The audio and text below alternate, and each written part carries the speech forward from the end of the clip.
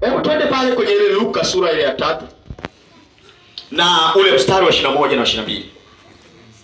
Maandiko yanasemaje? Nasoma. Ikawa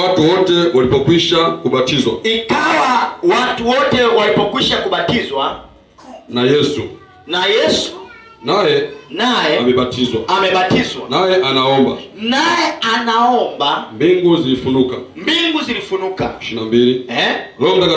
Roho Mtakatifu akashuka kutoka wapi? Juu yake. Kutoka wapi ameshuka? Akashuka juu kutoka juu mbinguni. Kwa mfano wa kiwiliwili cha nani? Kama hua. Sauti ikatoka mbinguni. Sauti baada ya mbingu kufunguka, sauti ikatoka wapi? Mbinguni. Wewe ndiwe mwanangu mpendwa wangu nimependezwa nawe. Pigie Yesu makofi tafadhali.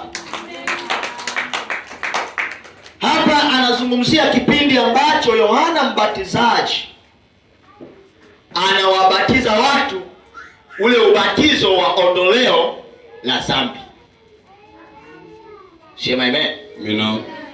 Yohana wakati akawaambia watu, sikizeni sauti ya mtu aliaye nyikani,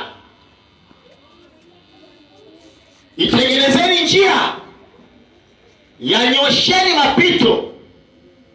Watu wakaisikia ile sauti, wakakusanyika kwenye mto Yordani kwa ajili ya ubatizo. Kwenye lile kusanyiko naye Yesu alikuwako. Naye Yesu alikuwa ni mtu wa mwisho kubatizwa na Yohana. Kundi lote lilipomalizika, Yesu naye akasogea akasema, na mimi nibatize. Ingawa Yohana akasema, Bwana, mimi sistahili. Haleluya. Haleluya. Hapa inaonyesha nini? Kwamba kila mtu ili ufike mahali lazima kuwe na mtu atakayekutangulia kuitengeneza njia. Amina. Kabla ya Yesu kuja kulikuwa na Yohana alitangulia kuiandaa njia.